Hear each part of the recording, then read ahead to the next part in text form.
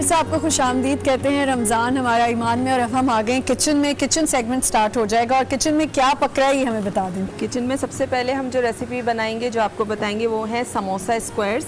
ठीक है, उसकी बता देते हैं रेसिपी। उसके लिए आपको क्या करना है, पैन में मक्खन डालना है 50 ग्राम के करीब। लेकिन ये ज़रूर देख लीजिएगा कि आपके पैन में थोड़ा सा पानी ना हो। हाँ, पानी नहीं होना चाहिए, नहीं होना छींटे चाहिए। फिर उड़ती हैं जी। उसके बाद आपको क्या इसमें ऐड करना है, प्याज है मेरे पास चॉप्ड हुआ हुआ, बिल्कुल बारीक चॉप हुई, ये इसमें ऐड कर दें। 2 दरमियाने साइज की प्याज। सही है। और इसमें क्या ऐड करें? जीरा जाएगा 1 टीस्पून के करीब। ठीक है।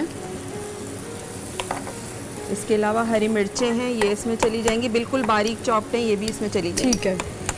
इसके अलावा लहसुन है, बिल्कुल बारीक चॉप्ड, हर चीज़ बारीक चॉप्ड है क्योंकि हमें फिलिंग करनी है, तो उसके लिए बिल्कुल बारीक चीज़ें होनी चाहिए। अच्छा, प्याज को उस वक्त तक फ्राई करना है जब तक कि ये थोड़ी सॉफ्ट हो जाए। जब ये सॉफ्ट हो जाएगी तो हम इसमें क्या करेंगे, चिकन का एक सीने का बोनलेस था जिसको मैंने बिल्कुल बारीक इस तरह से चॉप करवा ली थी, जिस तरह हमने सब्जियाँ चॉप की हैं, ये इसमें चली जाएंगी। ठीक है। बस इसको डाल के अच्छा सा मिक्स करने के बाद जब ये अच्छा सा मिक्स हो जाए, इसका कलर चेंज हो जाए, आखिर में मैं इसमें क्या ऐड करूँगी, मेरे पास चिली गार्लिक सॉस है, ये 2 टेबल स्पून इसमें ऐड करके इसको मिक्स करेंगे। और फिर फिलिंग में आपके सामने करके जब ये थोड़ा ठंडा हो जाएगा, तो फिर जब दोबारा आमना किचन में आएंगी तो मैं एक फिलिंग करके बताऊंगी कि किसको किस तरह इसको बनाते कैसे, और समोसे का जो पूरा वो एक पट्टी होती है उसकी शेप कैसे बनाते हैं वो भी हम देखेंगे। और दूसरी आप रेसिपी क्या बना रही हैं? अच्छा, दूसरी जो हम बना रहे हैं वो है चिकन रेशमी मसाला। इसके लिए मैंने क्या किया था, ये हड्डी वाली चिकन ले उसके 16 टुकड़े करवा लिए थे, 1 से 1.5 किलो के करीब है ये। ठीक है। उसमें अब आपको क्या करना है, सॉल्ट ऐड करना है 1 टीस्पून जो है सॉल्ट है। अच्छा, मैंने क्या किया था, प्रोग्राम शुरू होने से पहले इसमें कच्चा पपीता 1 टेबल स्पून लगा के रख दिया था ताकि इसमें थोड़ी सी गलावट आ जाए, वो मैंने से पहले से लगा लिया। 1 टेबल स्पून कच्चा पपीता, 1 टीस्पून सॉल्ट है, पिसी हुई लाल मिर्चें इसमें जाएंगी 2 टीस्पून के करीब, ये अपने हिसाब से आप डाल लीजिएगा। लहसुन अदरक का पेस्ट है इसमें 1 टेबल स्पून के करीब भर के। टोमेटो पेस्ट इसमें जाएगा 2 टेबल स्पून। ठीक है। हल्दी पाउडर इसमें जाएगा 1/2 टीस्पून के करीब। तो इसको रेशम क्यों कहा जाता है? क्योंकि जब ये आप खाएंगे इसकी बोटी बिल्कुल सॉफ्ट हो जाएगी मुंह में। क्योंकि आपने इसमें हरी मिर्च का पहले से वो कुछ किया है? कच्चे पपीते का। ठीक है। पिसा हुआ गरम मसाला इसमें जाएगा। रेशम बोटी भी होती है, रेशम कबाब भी होता है, रेशमी कबाब, इसीलिए उनको इसलिए कहा जाता है क्योंकि वो बहुत सॉफ्ट हो गए होते हैं। और क्रीम इसमें जाएगी 3 टेबल स्पून के करीब। ठीक है। दही इसमें जाएगा 3 टेबल स्पून। काफ़ी महंगी डिश लग रही है ये मुझे। नहीं महंगी तो थोड़ी चीज़ें हैं, सारी चीज़ें। बस इसको अच्छा सा मैरिनेट करना है। मैरिनेट करके आप इसको 1 से 2 घंटे के लिए रख दें। उसके बाद पैन में ऑयल डाल लें। ऑयल डालने के बाद सारी चिकन डालनी है, पानी का इस्तेमाल बिल्कुल नहीं होगा। कवर कर दें। कवर करने के बाद जब तेल ऊपर आने लगे और इसको उतार लें। गाढ़ी गाढ़ी इसकी ग्रेवी होगी। ठीक है, अभी इसको मैरिनेशन पे रख देंगे। और थोड़ी देर बाद हम दिखाएंगे कि इसको आपने कैसे बनाना है। इससे ये होता चलते हैं जुबैर साहब के पास, हमारी गेस्ट ने हमें ज्वाइन कर लिया। जी बहुत शुक्रिया Aamna, thank you so very much. नाजरीन, आज हमने जो टॉपिक रखा है वो सीरतुन नबी से मुताल्लिक है। मैं गेस्ट पे जाने से पहले आपको एक दफ़ा फिर आज का जो क्वेश्चन है वो रिपीट कर देता हूँ। आज हमारा उम्रे का जो सवाल है वो ये है कि मदीना तैयबा का पुराना नाम क्या था। मदीना तैयबा का पुराना नाम क्या था, ये हमारा उम्रे का है। आप हमें आंसर कर सकते हैं फेसबुक पर, और फिर हम लकी ड्रॉ के ज़रिए से आज का विनर अनाउंस करेंगे जिसको उम्रे का टिकट दिया जाएगा। और ये उम्रे का टिकट स्पॉन्सर होगा कारवान नूर काबा की जानिब से। मेरे साथ इस वक्त जो स्टूडियो में गेस्ट मौजूद हैं, सबसे पहले तशरीफ रखती हैं मोहतरमा फातिमा खाकवी साहिबा। अस्सलाम वालेकुम जी, कैसी हैं आप? अल्हम्दुलिल्लाह। उनके साथ तशरीफ रखती हैं मुसरत मिसबा साहिबा जो कि फाउंडर हैं स्माइल अगेन फाउंडेशन की। अस्सलाम वालेकुम। आपको तो जाहिर है कि सब देखते रहते हैं, आप तारुफ की मोहताज नहीं है आप। और उसके साथ साथ ये सफदर अब्बास साहब थे जो प्रोग्राम में थे और इनको कहीं जाना था, लेकिन मैंने जैसे कि कहा था इनकी आवाज़, अल्लाह ताला ने इनको बहुत अच्छी आवाज़ दी, हमने रोका है। एक और इनसे कलाम हम सुनेंगे। बहुत शुक्रिया सर आपका, आप हमारी प्रोग्राम में मौजूद हैं। हम बात कर रहे थे सीरतुन नबी के हवाले से, और मैंने कहा था कि नबी सल्लल्लाहु अलैहि वसल्लम की सीरत की तो हर जहत एक ऐसी है, एक मिसाल है, सिपह सालार, बहैसियत हुक्मरान, बहैसियत शौहर, बहैसियत बाप और बहैसियत रसूल, आपकी जो बहुत सारी जो जहतें हैं, ज़ाहिर है वो सबको शायद कवर ना कर पाएँ। हुस्न अखलाक आपका क्या था, आप दुखी इंसानियत की खिदमत में किस तरह से आगे आगे थे, उस पर हम शायद गुफ्तगू कर सकें थोड़ी सी। मैं चाहूँगा हुस्न अखलाक के हवाले से या किसी की हेल्प करने के हवाले से कोई वाक़या अगर आपके जहन में हो। बिस्मिल्लाहिर्रहमानिर्रहीम। वरफ़अना लका ज़िक्रक, वरफ़अना लका ज़िक्रक। हम क्या तारीफ़ करेंगे, खुद खुदा उनकी तारीफ़ करता है कि मेरे महबूब, मैंने आपका जिक्र आपके खातिर बुलंद कर दिया। अज़मत और बुजुर्गी की मिसाल यहीं से ले लेते हैं कि अल्लाह जिसका जिक्र कर रहा है तो उसके अंदर सिफ़ात इलाहिया अल्लाह तबारक व तआला ने इस हद तक की कि हर जहद से अगर हम देखते हैं तो आप सल्लल्लाहु अलैहि वसल्लम एक कामिल इंसान की सूरत में नज़र आते हैं। अब आपने जो बात की कि अखलाक, तो आयशा से, अम्मा आयशा सिद्दीक़ा रज़ी अल्लाह तआला अन्हा से हज़रत शाम रज़ी अल्लाह तआला अन्हा ने फरमाया और पूछा मुझे कुछ सीरत तैयबा के बारे में बताइए। तो अम्मा आयशा सिद्दीक़ा फरमाती हैं, क्या तुमने कुरान करीम नहीं पढ़ा? तो कहने लगे कि बिल्कुल मैंने कुरान पाक तो पढ़ा है। कहने लगे कुरान पाक जो है वो रसूल करीम सल्लल्लाहु अलैहि वसल्लम के अखलाकी का तो नाम है। फिर मेरे आका मौला सल्लल्लाहु अलैहि वसल्लम ने फरमाया कि तुम में से बेहतरीन इंसान वो है जिसके इखलाक सबसे अच्छे हों और जो सबसे ज़्यादा अपने घर वालों के हक़ में अच्छा हो, यानी अहले खाना के साथ जिसका किरदार अच्छा हो, वो रिश्तेदारों के साथ, अपने बाप के साथ, अपने औलाद के साथ, अपनी बीवी के वालिदैन के साथ जिसके इखलाक और किरदार अच्छे हैं, वो सबसे बेहतरीन इंसान है। तो आप सल्लल्लाहु अलैहि वसल्लम को अगर आप देखें तो हर जैसे वो मुकम्मल इंसान नज़र आते हैं। आप सल्लल्लाहु अलैहि वसल्लम का अगर आप ये देखते हैं वाक़या, हम देखते हैं उनका गुलामों के साथ क्या ताल्लुक़ है। तो फतेह मक्का का वक्त है और जब वो अपने आबाई शहर से 13 साल के बाद निकाल दिया जाता है, उनको अजियत के साथ मक्के से उनको निकाला जाता है। मक्का मुकर्रमा में उनकी पैदाइश है। अब अपने दिल पे हाथ रख के सोचें कि जिस शहर में आपकी पैदाइश हो और उस शहर में आया जाए, तकलीफ़ें दी जाएं और उसके बाद आप हिजरत करके चले जाएं। हिजरत के 10 साल मदीना मुनव्वरा में रहने के बाद जब आपको वहाँ की फतह मक्का का वक्त आता है तो आप सल्लल्लाहु अलैहि वसल्लम ऊँटनी पे जिस अंदाज के साथ हैं कि सहाबा किराम फरमाते हैं कि उनका जो सर है वो ऊँटनी के साथ लगा हुआ है और उनकी पुष्ट पे कौन है? कोई बड़ा आदमी नहीं है, ये गुलाम है, मालिक रज़ी अल्लाह तआला अन्हु हैं जिन्होंने 10 साल उनकी खिदमत की है और कहते हैं कि मैंने गुलाम की तरह से आप सल्लल्लाहु अलैहि वसल्लम की खिदमत की, लेकिन 10 साल की इस खिदमत में मैंने ये नहीं देखा कि आप सल्लल्लाहु तआला अलैहि वसल्लम ने मुझे कभी झिड़का भी हो। कितनी खूबसूरत। और बीबी, अच्छा इसमें मैं अपने नाज़रीन को ये भी बता दूं कि स्क्रीन पर हमारा जो नंबर चल रहा है, आप हमें लाइव कॉल कर सकते हैं, आप कोई भी क्वेश्चन कर सकते हैं, हमारे पैनलिस्ट से भी क्वेश्चन कर सकते हैं और दीगर कोई आप तबसरा करना चाहें, कोई बात उसमें शेयर करना चाहें तो ज़रूर कर सकते हैं। जी मुसर्रत साहिबा, ये बताइए कि आप और आप एक बरसों से इस के अंदर जो है वो जद्दोजहद भी कर रही हैं और लोगों को अवेयरनेस भी दे रही हैं और साथ साथ ट्रीटमेंट भी हो रहा है। मैं चाहूँगा ज़रा सा पहले उसको ब्रीफ कीजिएगा, आपका एक्चुअली किस तरह से आप काम कर रही हैं और फिर उसको ज़रा कनेक्ट कीजिएगा सीरत के हवाले से ज़रा। डेप्लेक्स स्माइल अगेन फाउंडेशन उन बच्चियों को, ख़वातीन को, बच्चों को और अब तो कुछ मर्द भी हैं जिनके ऊपर तेज़ाब या मिट्टी का तेल छिड़क के उनका चेहरा मस कर देते हैं, बॉडी को जला देते हैं।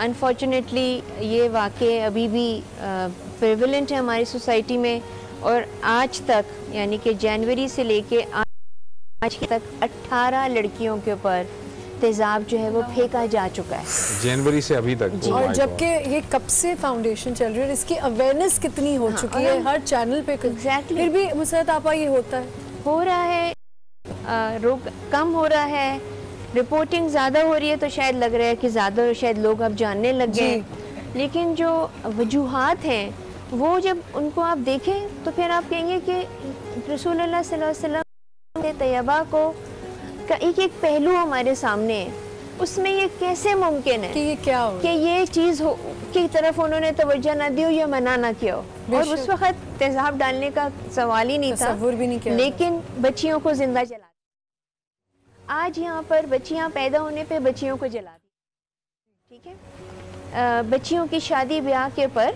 वो अगर वो शादी से मना कर देती हैं तो उनको कहते हैं कि जी अगर तुम मेरी नहीं तो तुम किसी की नहीं, उसको जला कुरान में तो साफ लिखा हुआ है कि आप अपनी पसंद की शादी, बेटी की शादी हो भी जाए तो अगर वो बेटा नहीं पैदा करते इस तरह का ये जो एक्सप्लॉइटेशन है, आपके पास चूंकि केसेस आते हैं, आपको ज्यादा पता होगा, इसका स्टैटिस्टिकली बताएं कि ये जो तबके हैं, ये पढ़े लिखे तबकों में ज्यादा प्रॉब्लम हो रही है या जो अनपढ़ लोग हैं ज्यादा ये एक्ट करते हैं, कि किस तरह के हैं? ये गरीब लोअर तबका समझ लीजिए, हम्बल बैकग्राउंड से समझ लें, जहाँ पे शायद तालीम का फुकदान है। मगर सबसे बड़ी बात यह कि कौन सा हमारा मुल्क, शहर, कोई गली, कोई छोटा गांव ऐसा है जहाँ मस्जिद ना हो? बेशक, बिल्कुल ऐसा है जहाँ पे जुम्मे का खुतबा ना होता हो?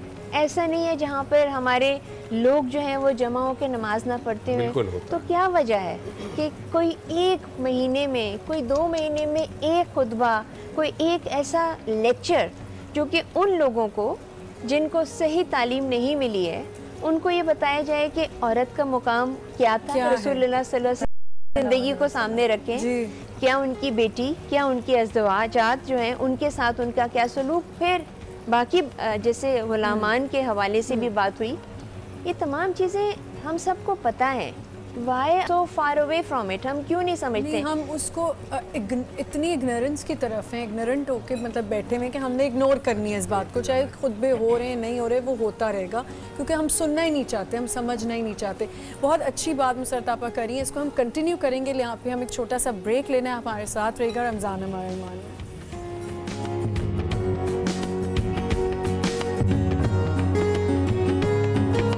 करते हैं। मुसरत आपा बहुत अच्छी बात करी थी। मुसरत आपा, मैं आपसे सिर्फ ये पूछना चाहती हूँ, इतना टाइम गुजर चुका है और इतनी अवेयरनेस हो, फिर भी आप जब भी हमें ऑफर केसेस बता रही हैं, लोगों का दिल नहीं डरता? मतलब जब, और आपने कहा सिर्फ 15 लोग अभी इस वक्त बिहाइंड द बार्स, उसके अलावा 700 विक्टिम हैं।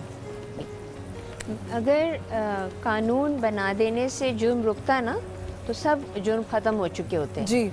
वो लागू होता है तो जुर्म रुकता है। लोगों के खौफ होना चाहिए, मैं पकड़ा जाऊंगा, मैं फंसूंगा। और ऐसी तमाम सज़ाएं जो कि हल्की फुल्की होती हैं, लेकिन जिसको तकलीफ पहुंचाई गई है वो तो ज़िंदगी भर मर रही है, जी रही है जी, बिल्कुल। उसका चेहरा गया, उसका जिस्म गया। ऐसों को ना सिर्फ वो औरत सज़ा दे, बल्कि स्टेट जो है वो भी इबरतनाक सज़ा दे। जब मैं इबरतनाक सज़ा की बात करती हूँ तो ह्यूमन राइट्स आ जाते हैं। आपकी बात सही है। और चूंकि आपने कहा ना कि जब तक कानून लागू नहीं होगा तो कोई ज़ाहिर है इस तरह से माशरा सुधर नहीं सकता। चूंकि हम सीरत के हवाले से गुफ्तगू कर रहे हैं तो मुझे नबी सल्लल्लाहु अलैहि वसल्लम याद आई। नबी सल्लल्लाहु अलैहि वसल्लम ने फरमाया था कि तुमसे पहले की जो कौमें थीं वो इसीलिए तबाह हुई थीं कि जब उनमें कोई शख्स जो है वो कोई जुर्म कर, अगर वो बहुत अमीर और कबीर होता था, बासर होता था, तो उसे माफ़ी मिल जाती थी, और जब कोई गरीब वो जुर्म करता था तो उसे सजा दी जाती थी। इसलिए वो कौमें तबाह हो गई थी। तो नबी सल्लल्लाहु अलैहि वसल्लम ने फरमाया था, बल्कि आपने तो यहाँ तक कहा, इतने सख्त अल्फाज इस्तेमाल किए कि खुदा की कसम अगर फातिमा बिनते मोहम्मद भी ये चोरी करती तो मैं उसके हाथ भी काट दूंगा। देखेंगे तो ये है असल में सीरत, ये है चोरी की थी उसके हवाले की बात कर रहे हैं। उसी के हवाले से आपने बात की। औरत ने चोरी की और फिर आप सल्लल्लाहु अलैहि वसल्लम ने फरमाया वो लोग आए थे कि ये बड़े जो है ना बड़े खानदान की है तो आप इसे छोड़ दें, तो आपने गुस्से का इजहार किया। और ये जाहिर है इस तरह आपने बिल्कुल सही कहा कि जब तक वो कानून नाफिज नहीं होगा तो सोसाइटी के अंदर कभी भी इस तरह से नहीं हो सकती। लेकिन हमारी सोसाइटी में देखें, अगर हम कहते हैं कि हम एक इस्लामी माशरा है, तो हमारे यहाँ इस्लामी कानून नहीं है, औरतों को वो हकूक़ नहीं दिए गए हैं। निकाह पे आप देखें जो हकूक़ दिए जाते हैं वो तमाम शराइतों का जो खाना होता है वो भी पूरा नहीं किया जाता है। महर की अगर औरत बात की जाए, महर के लिए बात की जाए तो वहाँ ख़ानदान में भी बातें उठती हैं और जो आसपास के जो लोग होते हैं वहाँ पे भी बातें होती हैं, जबकि ये हमारा इस्लामी हक है और तमाम ख़वातीन को ये हक दिया गया है। और बेटियों के हवाले से अगर बात आती है, जैसे बाजी ने बात की कि बेटियों को इस तरीके से जलाया जाता है, तो आज के दौर में जलाया जाता है। अच्छा। और आप सल्लल्लाहु अलैहि वसल्लम का जो दौर था। कॉलर ले लूं, एक कॉलर मेरे साथ मौजूद है। अस्सलाम वालेकुम। वालेकुम अस्सलाम जनाब, मोहम्मद कह रहा हूँ कराची से। जी फरमाइए। जी मेरा एक क्वेश्चन ये था कि एक तो मुझे डिफरेंस बता दें अलैहिस्सलाम और रज़ी अल्लाह में। अलैहिस्सलाम और रज़ी अल्लाह ताला अन्हु में डिफरेंस बता दें। ठीक है जी। और क्या पूछेंगे? तो और इसके अलावा एक और ये चीज करनी थी कि आजकल हमारे माशरे में बहुत सारे लोग जो मैसेज फॉरवर्ड करते हैं व्हाट्सएप पे जी, उसमें अपने पास से जिनके सामने रज़ी अल्लाह ताला, जैसे हज़रत रज़ी अल्लाह ताला अन्हु है, तो उनकी जगह अलैहिस्सलाम लगा दें तो क्या? अच्छा ठीक है, मैं आपकी बात समझ गया हूँ, देखें जी, अलैहिस्सलाम का मतलब होता है कि आप पर सलामती हो, यानी जिसका भी नाम लिया जाता है, जैसे मैं कहता हूँ हज़रत मूसा अलैहिस्सलाम, तो इसका मतलब मैं ये कह रहा हूँ कि हज़रत मूसा और आप पर अल्लाह ताला सलामती हो, ये अलैहिस्सलाम का मतलब है। रज़ी अल्लाह अन्हु का मतलब है कि अल्लाह आपसे राज़ी हुआ, अल्लाह आपसे राज़ी हो, अल्लाह आपसे राज़ी हुआ, ये दोनों मायनों में लिया जाता है। तो अगर टेक्निकली देखा जाए तो ये दोनों दरअसल दुआएं हैं, ये दुआएं की जा सकती हैं, अलैहिस्सलाम और रज़ी अल्लाह ताला अन्हु दोनों इस्तेमाल होता है, लेकिन उर्फ के अंदर हम तमाम पैगंबरों के लिए अलैहिस्सलाम का लफ्ज़ इस्तेमाल करते हैं और उर्फ के अंदर तमाम सहाबा इकराम के लिए रज़ी अल्लाह ताला अन्हु का लफ्ज़ इस्तेमाल करते हैं और उर्फ के अंदर दीगर जो हमारे औलिया हैं उनके लिए रहमतुल्लाह का लफ्ज़ इस्तेमाल करते हैं। ये उर्फ के अंदर है, लेकिन दुआएं हैं। हम चलते हैं जी कलाम की जानिब। सफदर अब्बास साहब, क्या आप सुनाएंगे? आप एक कलाम है, मेरी दुआ का शहे दोसरा भरम रखना। कुछ करो। मेरी दुआ का शहे दोसरा भरम रखना, मेरी दुआ का शहे दोसरा भरम रखना, मैं खाक हूँ मुझे वाबस्ते कदम रखना,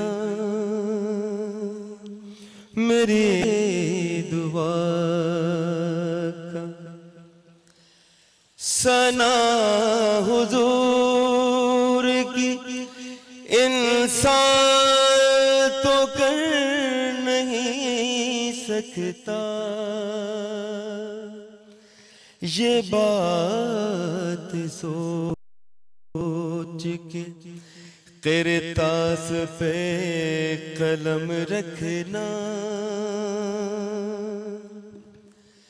जो चाहते होंगे बिगड़ा नसीब बन जाए,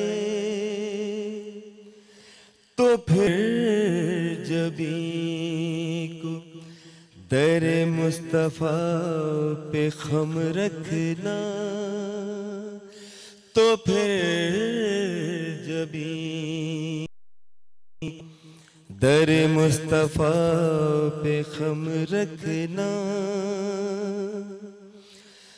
तुम्हारे टुकड़ों पे पलती है आज भी दुनिया, तुम्हारे टुकड़ों पे पलती है आज भी दुनिया, हम आसियों पे सरे हश्र ये करम रखना, और लबों के हिलने से पहले कबूल होगी दुआ, दिलो हमें सरकार का हरम रखना, और खुदा से मांगो ज़ियारत हो बस मदीने की, खुदा से मांगो ज़ियारत हो बस मदीने की, नाम जाने का अरमान दिल में कम रखना, न हो किसी के भी, इसमें तमाम हाज़रीन और नाज़रीन को शामिल करते हुए पेश कर रहा हूँ, न हो किसी के भी मोहताज शब्द मज़हर, करम गुलाम पे इतना मेरे दुआ का शहीदो सरा भरम रखना मेरे दुआ। बहुत खूबसूरत पढ़ा आपने कलाम। आप बात एक कर रही थी, वो कॉलर बीच में आ गया था। जी आप अपनी बात मुकम्मल कर लीजिए। बेटियों के हवाले से बात हो रही थी कि आज कल के दौर में तेज़ाब फेंक दिया जाता है, जला दिया जाता है। तो हम देखिए ये रमज़ान मुबारक का महीना है और हम क्या हर बंदा जो आम दिनों में भी नमाज़ नहीं पढ़ता है वो रमज़ान मुबारक के महीने में ज़रूर नमाज़ पढ़ता है, रोज़ा रखता है। तो हम अहद करते हैं कि हम अल्लाह और उसके रसूल के तरीके पे चलेंगे। तो अगर हमें तरीके पे चलना है तो मैं सिर्फ इतनी बात कहूँगी, नबी का क्या तरीका था, हमारे आप सल्लल्लाहु अलैहि वसल्लम का क्या तरीका था। तो हमारे आप सल्लल्लाहु अलैहि वसल्लम का तरीका ये था कि उन्होंने फातिमा मेरे जिगर का टुकड़ा है, जिसने फातिमा को नाराज़ किया उसने मुझे नाराज़ किया और जिसने मुझे नाराज़ किया उसने अल्लाह को नाराज़ किया। तो आप सल्लल्लाहु अलैहि वसल्लम का तरीका ये था कि बीवी फातिमा ज़हरा रज़ी अल्लाह तआला अन्हा के पास जब सफ़र पे जाते थे तो उनकी से मिल के जाते थे और जब सफ़र से वापसी आते थे तो उनसे मिलते थे। तो ये कता आया है मेरे, बहुत खूबसूरत सा कता कि अपने तो थे अपने गैरों से निभाते थे रसूल, अपने तो थे अपने गैरों से निभाते थे रसूल, मैं रहमत हर एक को पिलाते थे रसूल, मैं रहमत हर एक को पिलाते थे रसूल। तो इज्जत तो हर एक को मिली उस दर से महमूद, इज्जतें में खड़े हो जाते थे रसूल। मेरे आका का किरदार क्या था, सीरत तैयबा का किरदार देखे कि बीबी फातिमा तो ज़हरा के लिए वो खड़े हो जाते थे और आज हम अपनी बेटी को, बम्मों को, बीवियों को जला रहे हैं, उन पे तेज़ाब फेंक रहे हैं, उन पे को मारपीट कर रहे हैं। ये हमारा किरदार है। हम दोबारा से पलट के जा वहीं पर जहाँ से हम आए। सफदर अब्बास साहब आपका बहुत बहुत शुक्रिया, आप हमारे प्रोग्राम में तशरीफ लाए और इंशाल्लाह नाजरीन अभी हमारी गुफ्तगू जारी रहेगी। एक मुख्तसर सा ब्रेक लेंगे। सफदर साहब को कहीं और जाना है, सफदर साहब हमारे साथ नहीं होंगे लेकिन कुछ और मेहमान हमारे साथ मेहमान होंगे। हमारे साथ ही रहिए, सर से ब्रेक से वापस आएंगे और गुफ्तगू को यहीं से कंटिन्यू करेंगे।